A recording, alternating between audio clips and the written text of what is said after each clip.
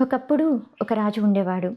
ఆ రాజుకి ఒక పెద్ద రాజ్యం, సంపద, శక్తి అన్నీ ఉన్నాయి. ఒకరోజు ఏమైందంటే ఆయనకి ఎంతో ఇష్టమైన ఒక వ్యక్తి దూరమయ్యాడు. ఇంకా అప్పటినుంచి రాజుకి అన్నీ ఉన్నా కూడా మనశ్శాంతి లేకుండా పోయింది. ఆయన బాధను తీర్చడానికి ఎంతోమంది వైద్యులు, మంత్రులు వచ్చారు. కానీ ఆయన బాధని ఎవరు తగ్గించలేకపోయారు. అప్పుడు రాజు ఇలా అన్నాడు, "ఈ ప్రపంచం మొత్తం కూడా నా దగ్గర ఉన్నా సరే, నా ఈ దుఃఖం తగ్గదు" అని.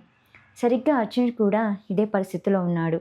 అర్జునుడు ఇలా అంటున్నాడు, నహి ప్రపశ్యామి మమాపనుద్యాత్ యచ్చోకముచ్చో శనమింద్రియాణం అవాప్య భూమావ సపత్నమృద్ధం రాజ్యం సురానామపి చాధిపత్యం.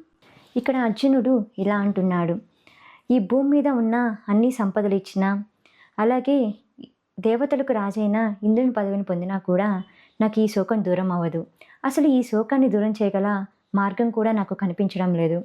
ఈ శోకం ఇలానే ఉండేటట్లయితే ఈ సంపదలన్నీ పొంది కూడా నేనేం చేసుకోవాలి అని అర్జునుడు అంటున్నాడు. నేను ఇందాక చెప్పిన ఒక రాజు కథలాగా ఆ రాజుకి ఎలా అయితే బయట అన్నీ ఉన్నా కూడా తన మనసులో ఉన్న దుఃఖం పోదు అన్నాడో, సరిగ్గా అలానే అర్జునుడు కూడా నా మనసులోని దుఃఖాన్ని ఏ సంపద, ఏ రాజ్యం, అలాగే ఎవరు కూడా దూరం చేయలేరు అని అంటున్నాడు.